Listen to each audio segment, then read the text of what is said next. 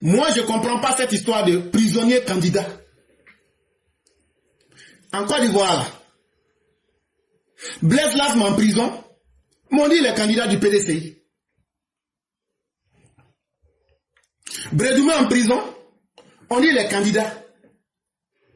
Bon, moi là, je n'ai pas dit quelqu'un. Je n'ai pas dit ceux qui nous suivent. Moi, je suis bête. Moi, je ne comprends rien. Expliquez-moi. Qu'est-ce qui fait que quelqu'un devient prisonnier? Gbagbo était prisonnier, non? C'est ce qui a empêché Gbagbo d'être candidat, non? Mais comment se fait-il que les conditions pour être député sont plus dures que pour être président? Allez reprendre le code électoral. Par exemple, pour être candidat aux députations, il faut avoir résidé 5 ans continus en Côte d'Ivoire. Ne serait-ce qu'en me limitant à ce seul facteur-là, être député en Côte d'Ivoire est plus dur que être président. Parce qu'il n'y a pas ça pour être président.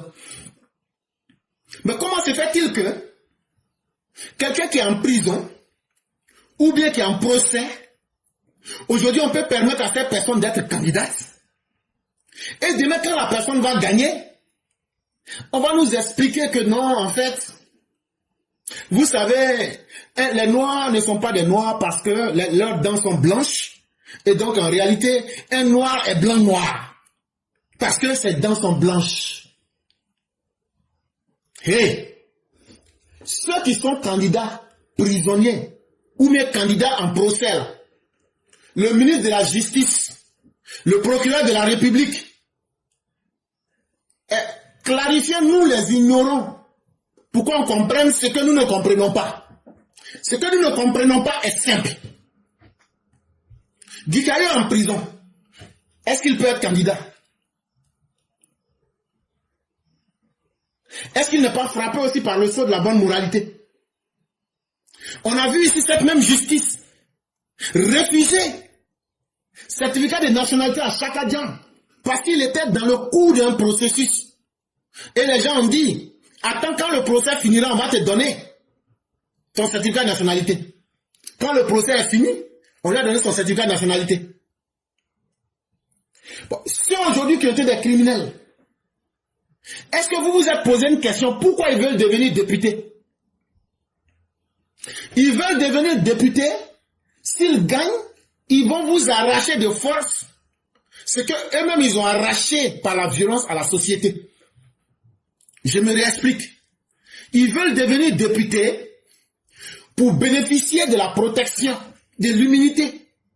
Parce qu'ils savent le mal qu'ils ont fait, ils ne veulent pas payer le prix de ce mal-là. Donc il faut se protéger en étant candidat et en gagnant. Et comme ça là, ils vont utiliser l'argument que eux ils sont députés pour qu'on leur fait ça. Mais eux ne regrettent pas le mal qu'ils ont fait aux Ivoiriens. Est-ce que c'est parce que nous-mêmes, notre système judiciaire ne réfléchit pas, n'anticipe pas, ou même ne comprend pas les réalités de notre monde? On va se laisser distraire et demain ça va devenir un nouveau problème. Est-ce qu'on ne peut pas décider que tous ceux qui ont déjà des problèmes devant la justice, est-ce qu'on ne peut pas décider de bloquer leur candidature pour leur dire, quand on va finir vos procès là, si on retrouve que vous n'êtes pas coupable de quoi que ce soit là, l'État va vous dédommager.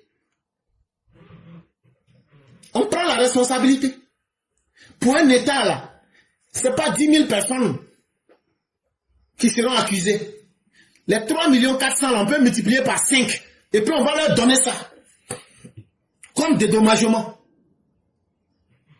Mais entre-temps, comme il y a déjà des procès qui seront ouverts contre vous, il y a des faits contre vous, pour ne pas qu'on retrouve des bandits et des brigands à l'Assemblée nationale pour représenter les Ivoiriens contre leur volonté, pour encore faire revivre aux Ivoiriens tous les mauvais souvenirs, nous vous demandons, tant que vos procès n'auront pas atteint leur fin, vous ne pouvez pas être candidat.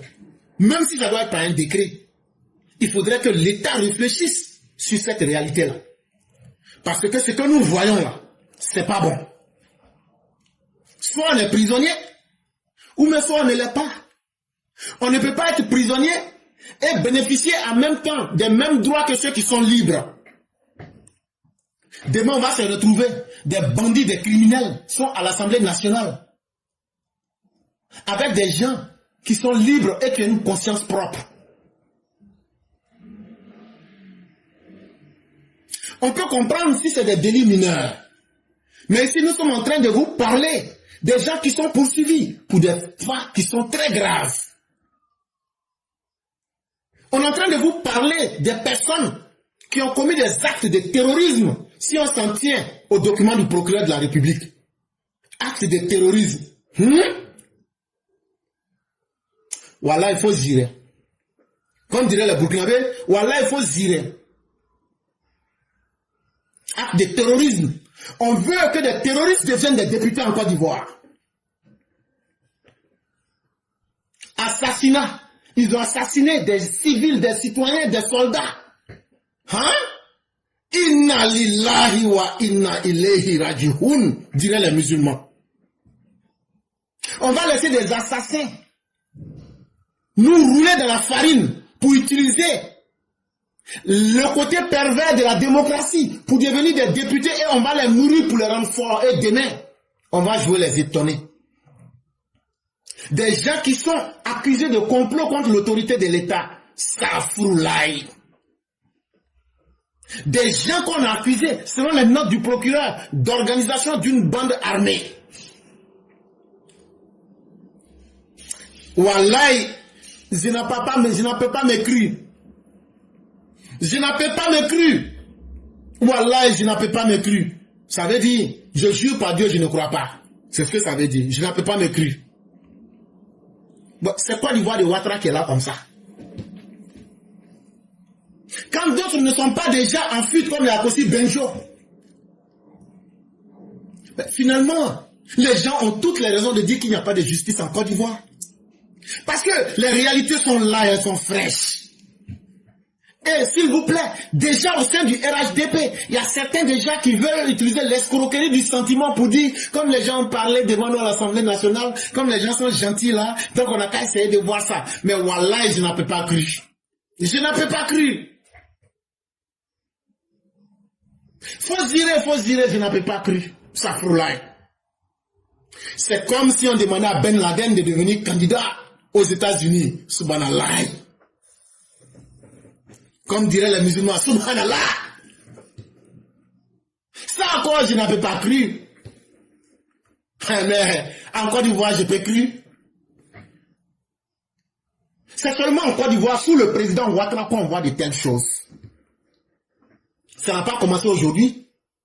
Mais ce qui est désespérant, est-ce que ça va cesser un jour?